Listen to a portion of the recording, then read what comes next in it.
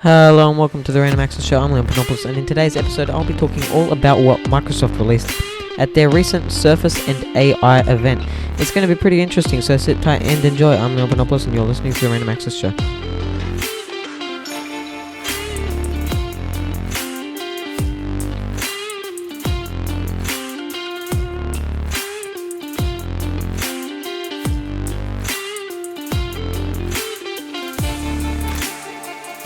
Hello and welcome to the Random Access Show. I'm Leon Panopoulos. Now, today's episode is all about, as I said, Microsoft's Surface event, and it was actually the Surface and AI event, but it was an interesting event, and they had a few key moments in at the conference, and today I'm going to go through them. So, first up, this event was on the 21st of September in New York City. It was a private event. Not many people got to go. It was a, media only really event. But first up, we had the release of Windows Copilot. Now, Windows Copilot is something that has been going on and on and on in the tech world. We've been hearing about it.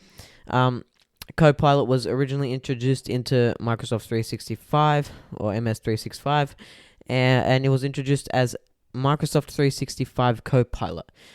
Now, Copilot is just known as Copilot. So this is Copilot, formerly known as Microsoft 365 Copilot. And it will be on not only MS 365, but also on Windows 11. And it will be an integrated AI assistant in Windows 11. And it will be released in 2 days, or 2 or 3 days, through a Windows update. So a Windows update on the 26th of September will bring in Copilot. Now, it's an intelligent AI assistant that is there to enhance productivity. That's what its official reasoning for Copilot is. Now, I'm a little bit weary of Copilot coming into Windows 11. Right? If I have an AI assistant there in Windows 11, not Clippy from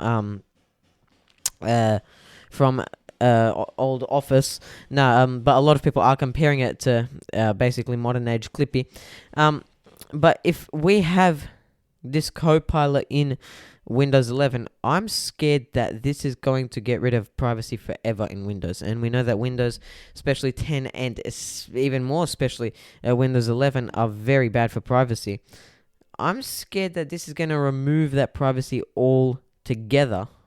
And because if you think about it, an AI assistant will learn about what your habits are, what you do, how you use the operating system, and how to enhance your productivity. It's not going to enhance your productivity if it's like learning about things that you don't do. So it's gonna have to learn about your habits and your ways, and that means that it's going to be sent off to Microsoft servers, and that means that Microsoft's going to know everything, and it's not going to be very fun, and there won't be much privacy. But let's think on the good side as well. Let's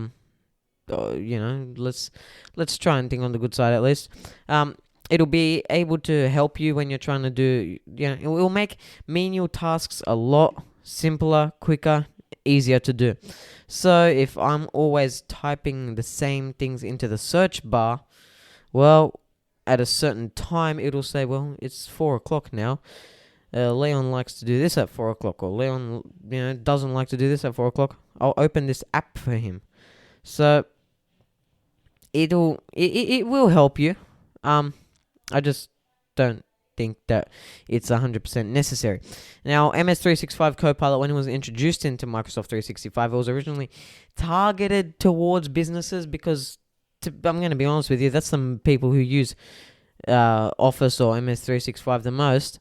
But it was targeted toward businesses who needed to, analyze data and make their employees work a lot more efficiently.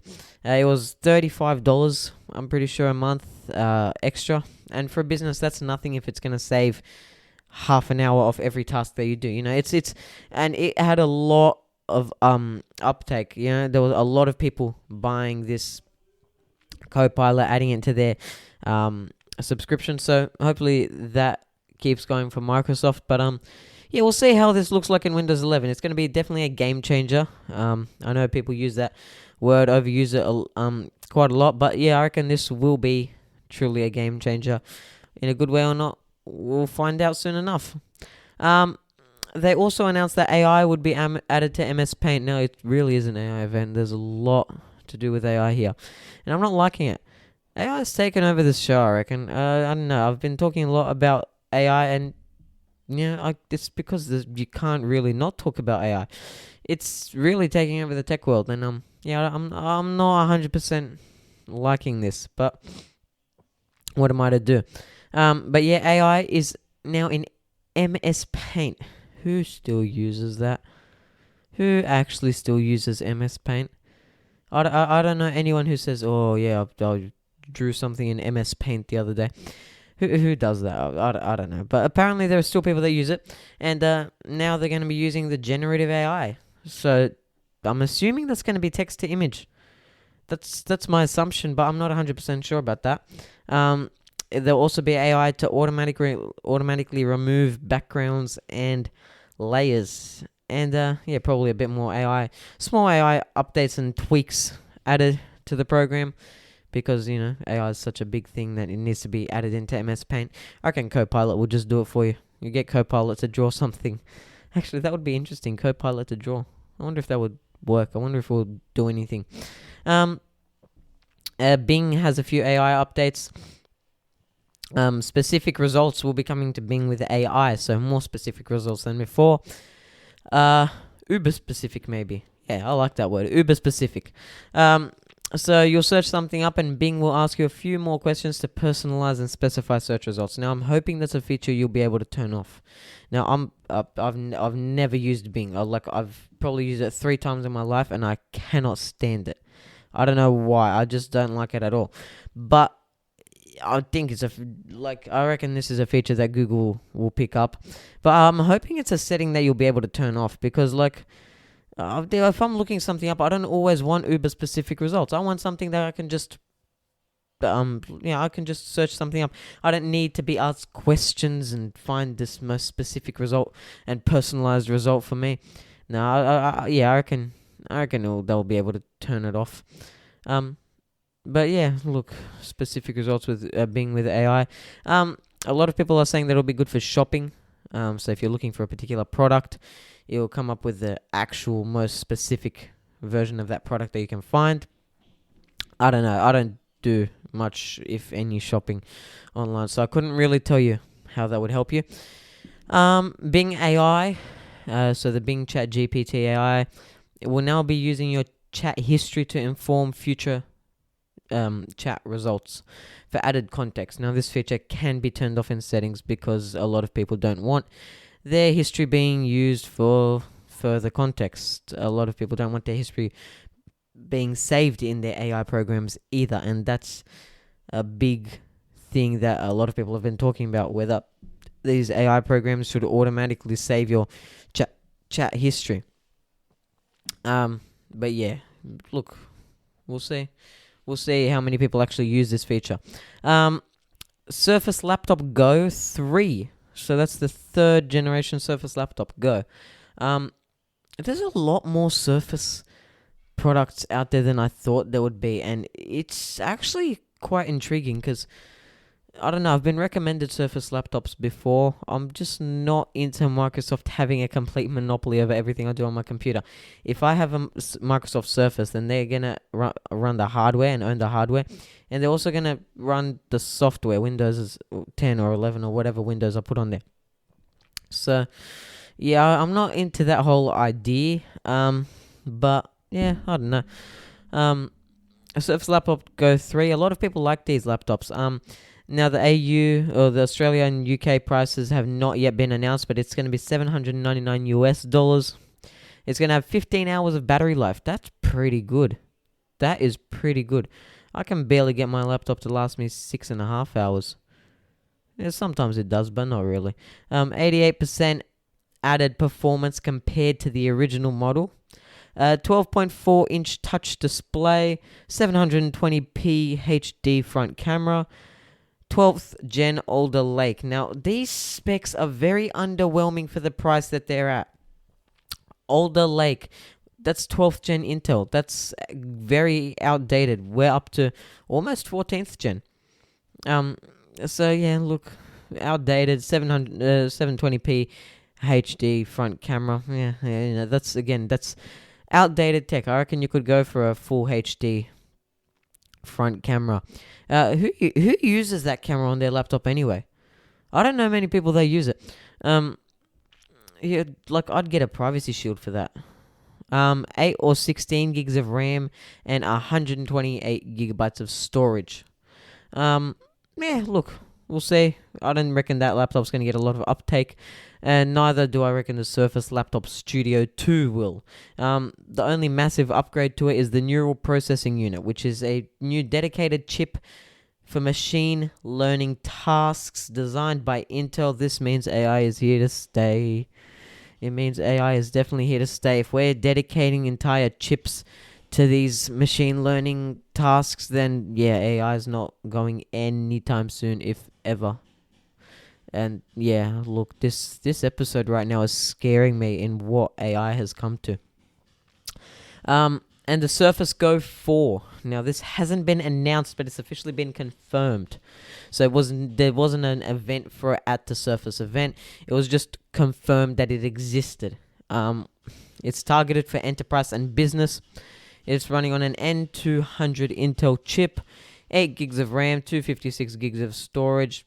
A little underwhelming to me, but we'll see that full specs eventually once it is released, whenever that happens, which I'm assuming is going to be Q1 next year. But that's it for the Surface event. Now it's time for the quick stuff, where in America we're starting off with T-Mobile customers, one of their biggest telcos in the US. T-Mobile customers, when they logged into the app on September the 20th, some customers could see other people's account and billing information after logging onto that app. After logging onto the T-Mobile app, and they could also see private and personal information about these accounts that weren't even theirs. Now, last week or the week before on Tech Done Fast, I spoke about Wise security cameras, where this was a similar issue. People had access to other people's feeds, their camera feeds, and this is not on. We should not have to deal with this sort of stuff. T-Mobile, it's a telco, it's a tech company. It should be able to deal with security. Do you know how big and this company is? Do you know how much money this company makes? And they can't even deal with security like this. Now, apparently it wasn't caused by a cyber attack or data breach, which makes it even scarier, because it means there were flaws in their system that, they don't even need a cyber attack to be able to view other people's data. Now, it was first reported by The Verge on the 20th of September. There were people on Twitter and other sites talking about this. And T-Mobile, it's not the first time for them either. They've had 9 data breaches since 2018. That's 9 data breaches in 5 years. Not on. I would not be going with T-Mobile if I was in the US. The International Criminal Court, next up, has disclosed a cyber attack on Tuesday after noticing a system breach last week. The International Criminal Court, you'd think they'd have good security. All these companies that are getting hacked and have data breaches should have good security. Dimmix got hacked a few weeks ago. Pizza Hut suffered a data breach. Caesar's Palace and MGM, they suffered data breaches.